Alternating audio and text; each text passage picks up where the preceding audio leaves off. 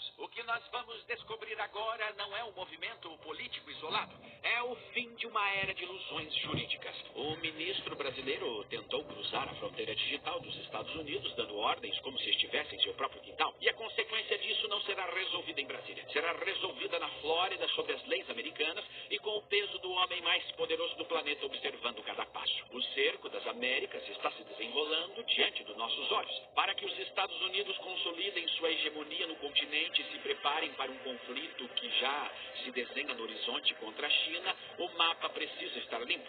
As Américas precisam ser purgadas das velhas cartilhas da esquerda globalista e da influência do Foro de São Paulo. E no centro desse tabuleiro latino-americano, o atual governo brasileiro repousa como a última grande pedra no sapato da Casa Branca. E o plano de remoção dessa relíquia socialista envelhecida não começou hoje. Começou no dia 20 de janeiro de 2025. E eu sei que muitos observam a superfície e se perguntam por que as coisas parecem não avançar. A resposta é simples. Você demorou 9 meses para nascer. Você não pode exigir que um aparelho de poder enraizado há 40 anos seja desmontado em 24 horas. O jogo está sendo jogado no mais alto nível estratégico. As peças estão caindo, uma a uma. E o que aconteceu nos últimos dias é o checkmate que o sistema tentou esconder de você. Agora se inscreva no canal, ative o sininho das notificações e deixe o seu like no vídeo, porque dá trabalho para fazer. O governo americano encomendou uma radiografia cirúrgica do Brasil. Donald Trump não está apenas acompanhando o cenário. Ele mandou a Macaulay Associates, um dos institutos de pesquisa mais estratégicos dos Estados Unidos, mapear o subconsciente do povo brasileiro. Olha isso! E os números que chegaram à mesa oval mudam o destino do nosso país. Eles não querem saber apenas quem ganha e quem perde uma eleição. Eles querem medir o nível de ruptura do sistema. A pesquisa revelou um empate absoluto. 45 para Flávio Bolsonaro e 45 para o Lula. Meses atrás, a narrativa oficial vendia uma vantagem de 10 pontos para a esquerda. Essa vantagem simplesmente evaporou. As tentativas e os vazamentos do filme Dark Horse, do caso Banco Master, e inclusive hoje um novo vazamento de uma foto de Flávio Bolsonaro com o suposto sicário do Vorcaro, tudo isso para bombardear a tentativa de Donald Trump de emplacar o seu candidato no Brasil. A Casa Branca agora sabe que a atual administração não possui a força popular que tenta projetar no exterior. Mas o que vem a seguir é o verdadeiro gatilho geopolítico. A pesquisa perguntou ao povo brasileiro sobre o Supremo Tribunal Federal e o resultado, 72% da população se diz favorável ao impeachment de ministros da Corte. Entenda o impacto prático desse número. Se os Estados Unidos decidirem aplicar sanções severas, cancelar vistos ou confiscar bens de autoridades judiciárias brasileiras, eles não enfrentarão a fúria da nação. Eles terão o apoio de 72% do país. O escudo diplomático que protegia certas autoridades simplesmente derreteu. E o povo brasileiro entregou aos Estados Unidos a legitimação moral para agir. E a pesquisa foi além. 81% dos brasileiros exigem o voto impresso. Não se pode falar muito disso aqui, mas lá na minha plataforma exclusiva e livre de censura, sim. Lá nós podemos falar dos problemas das caixinhas mágicas. 52% rejeitam as decisões que tentaram banir Jair Bolsonaro do jogo político. E o povo brasileiro está enviando um sinal de socorro institucional. Mas existe um dado nessa pesquisa que cruza a linha de política e entra na esfera da segurança nacional americana. 56% dos brasileiros apoiam a classificação do PCC e do Comando Vermelho como organizações terroristas.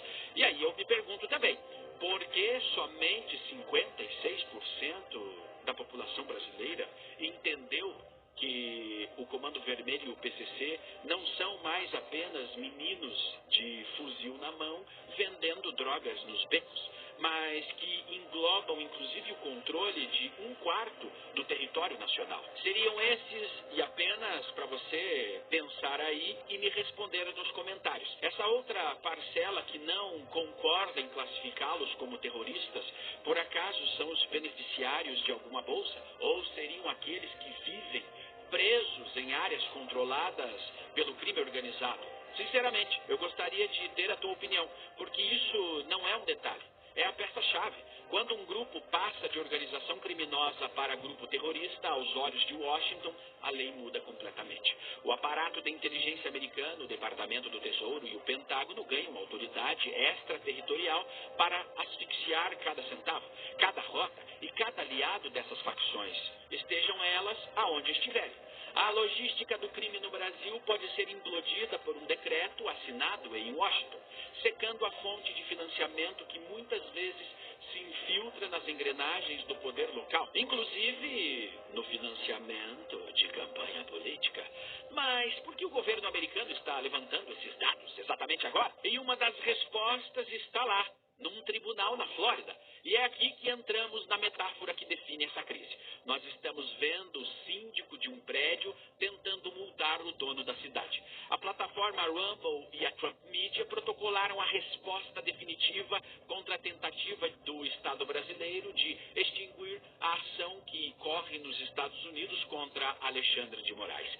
O governo brasileiro se meteu tentando salvar o ministro. Alegou que ele agia em nome do Estado. Bom, eu não votei por isso. E você? Você por acaso deu o seu voto a Moraes para que ele censurasse empresas americanas? A resposta dos americanos foi uma aula de demolição jurídica. Eles invocaram o princípio do ultra vires. É exatamente por isso que o sistema entra em pânico. Enquanto a velha mídia tenta abafar o que realmente está acontecendo nesse tribunal da Flórida, nós estamos aqui furando o bloqueio e decodificando o jogo em tempo real. Eles sempre tentaram silenciar quem expõe as falhas da narrativa, mas esqueceram de um detalhe. Nós construímos a comunidade de analistas mais letal da internet brasileira. E agora nós temos a oportunidade exata de mostrar o peso real da nossa força. E eu estou concorrendo ao prêmio IBEST na categoria de influenciador de política. Sim, meus amigos, uma flecha no coração do sistema. Preste atenção, isso não é sobre ganhar um troféu, é um recado devastador ao establishment de que a nossa voz não pode ser controlada. Eu peço o seu voto agora. O link está na descrição e no primeiro comentário fixado. Acesse lá rapidamente, mostre a eles o poder absoluto da nossa elite. Nós estamos em primeiro lugar nas votações das últimas 24 horas. Há uma semana atrás nós saímos do 44º lugar e agora estamos no 5º lugar do ranking de classificação nacional. Meus amigos, vocês são poderosos demais! Então vote todos os dias até garantirmos a classificação para o Top 20, a próxima fase. Agora vamos voltar para o nosso xadrez. Guarde esse termo, ultravires, significa agir além dos poderes legais. A defesa americana provou que Moraes não agiu sob o manto da lei brasileira e nem respeitou a Constituição. Que vergonha! Muito menos os tratados internacionais. Ele agiu como um indivíduo.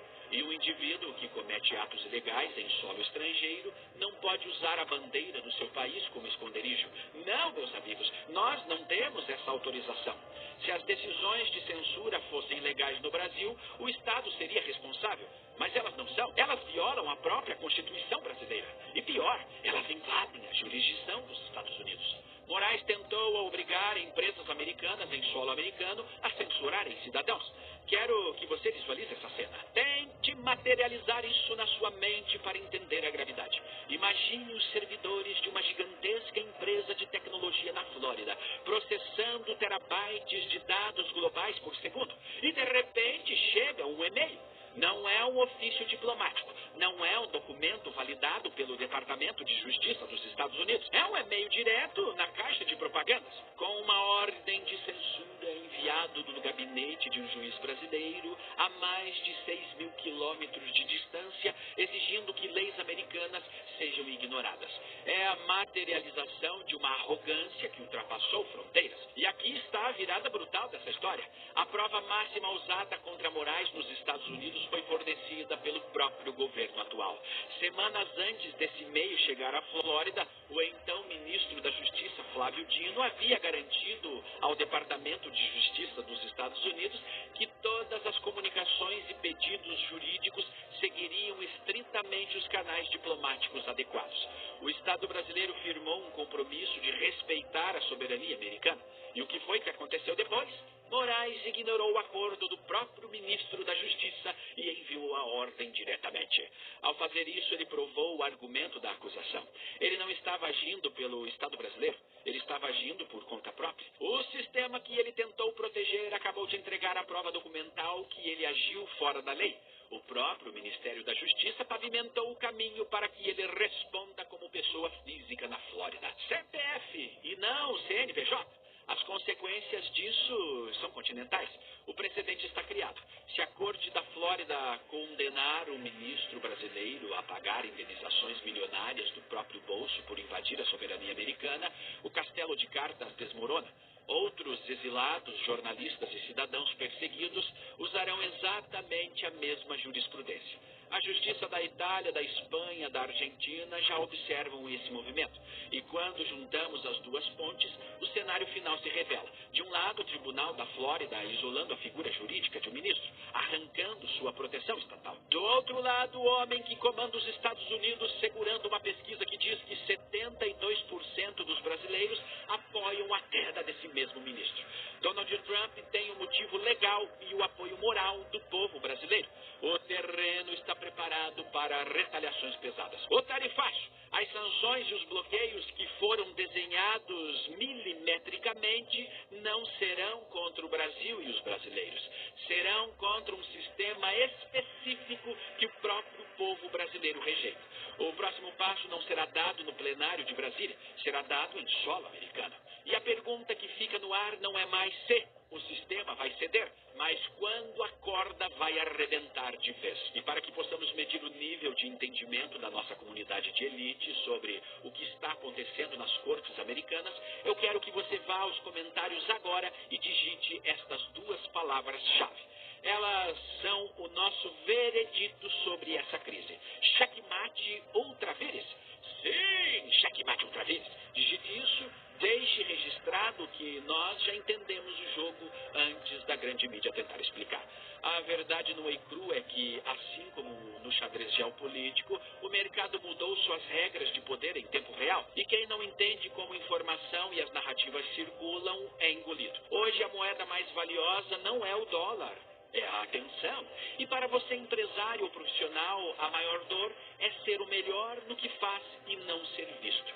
Você tem um negócio excelente, mas sente que na internet só dancinha ou meme é que viraliza. E não é, é uma mentira. 15 anos atrás, quando comecei no rádio e na TV, entendi que construir autoridade exige estratégia sólida. E hoje, quem quer ser reconhecido precisa aceitar que o jogo agora é de mídia. Veja a CIMED, uma farmacêutica que entendeu que precisava virar uma empresa de mídia para triplicar suas vendas. Veja as lojas Havan. Sim, o velho da van entendeu que precisava furar a bolha. E furou. Não para de inaugurar uma loja atrás da outra. E nesse ambiente de caos da economia nacional, tem lucro? Sim, meus amigos. A sua identidade não pode ser terceirizada. O dono precisa dar a cara à tapa, como fez o Luciano Hang, e guiar a visão do negócio. Mas acabou a época que gravar apenas um videozinho bastava. Esse espaço exige profissionalismo. E é assim que você faz o algoritmo trabalhar para você. Conquista margem, atrai clientes de elite e cria um negócio forte que pode até ser monetizado em dólar. Exatamente como o método que eu uso para bater mais de 50 milhões de views por mês nas minhas redes sociais. E se você quer essa clareza para o seu negócio aparecer de forma profissional, no dia 16 de agosto farei uma imersão 100% presencial, trancado comigo no meu estúdio aqui em Curitiba. Eu vou direcionar a construção da sua identidade pessoalmente. Mas eu sou frio. São apenas 10 cadeiras. Quando a 10ª vaga for ocupada, a porta de aço se fecha e acabou.